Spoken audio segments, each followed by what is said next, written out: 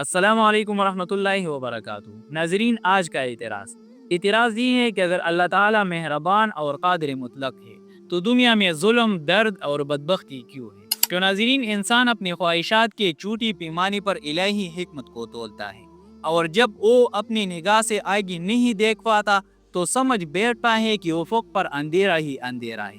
حالانکہ افق کے پہاڑ پر اندھیرا ہی اندھیرا نہیں بلکہ روشنی ہی روشنی ہے۔ اللہ تعالیٰ کا رحمت یہ نہیں کہ دنیا میں کوئی تکلیف نہ ہو، بلکہ ہر تکلیف کے پیچھے حکمت، تربیت اور اقراض پوشیدہ ہو۔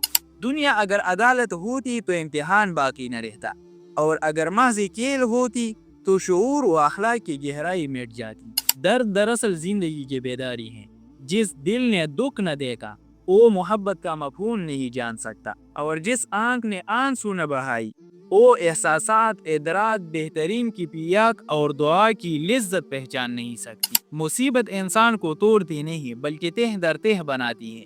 اللہ تعالیٰ کا فرمان ہے وَلَنَبْلُوَنَّكُمْ بِشَيْءٍ مِّنَ الْخَوْفِ وَالْجُوعِ وَنَقْصٍ مِّنَ الْأَمْوَالِ وَالْأَنفُسِ وَالثَّمَرَاتِ وَبَشِّرِ الصَّابِرِينَ۔ ظلم کے وجود عادل کے وجود کی سب سے بڑی دلیل ہے۔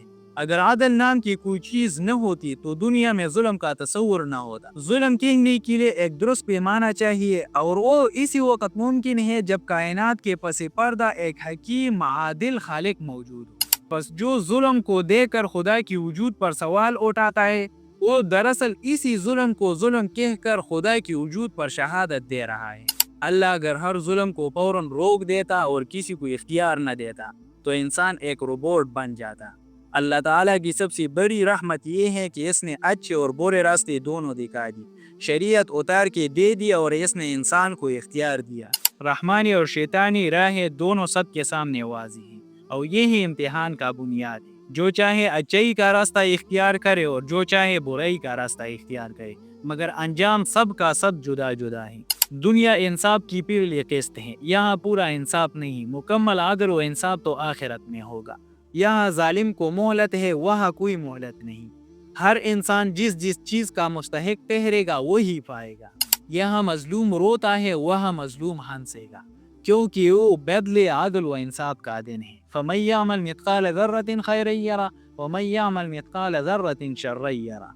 اگر آخرت نہ ہو تو دنیا کے سارے فلسفے بغیر انصاف کے رہ جاتے۔ اس لیے آخرت کا عقیدہ صرف دینی مذہبی ایمان نہیں بلکہ ایک عقلی ضرورت بھی ہے۔ درد و غم انسان کو اپنے باطن سے جوڑتا ہے۔ یہ وہ لمحہ ہوتا ہے جب انسان اپنی کمزوری، محتاجی اور عبودیت کو پہچانتا ہے۔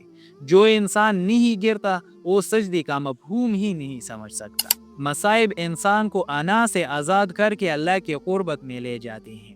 اسی لیے قرآن کہتا ہے ان مع العسر یسرا، ہر تنگی کے ساتھ آسانی ہے۔ جب کوئی دین سے بیزار یا ملحد کہتا ہے کہ دنیا میں ظلم ہے تو وہ دراصل یہ مان رہا ہے کہ ظلم غلط اور اخلاقی طور پر برا ہے۔ مگر سوال یہ ہے کہ جب ان کے نزدیک کوئی آبا کے قوانین نہیں، خدا کو مانتے نہیں، تو غلط کہنے کا معیار کہاں سے آیا؟ کیوں ایک قتل صحیح اور دوسرا غلط؟ کیوں کسی کے آنسو غلط لگتے ہیں؟ کیوں کسی پیل کو اچھا یا برا کہا جائے اگر کائنات بے مقصد ہو اور کوئی قید و قانون نہ ہو؟ اور انسان کے قید و قانون کے مطابق کسی کی نزدیک ایک چیز بری اور وہی چیز دوسری کی نزدیک اچھا۔ اصل میں یہ مسئلہ خدا کے نہ ہونے کی دلیل نہیں بلکہ خدا کے ہونے پر سب سے پختہ دلیل ہے۔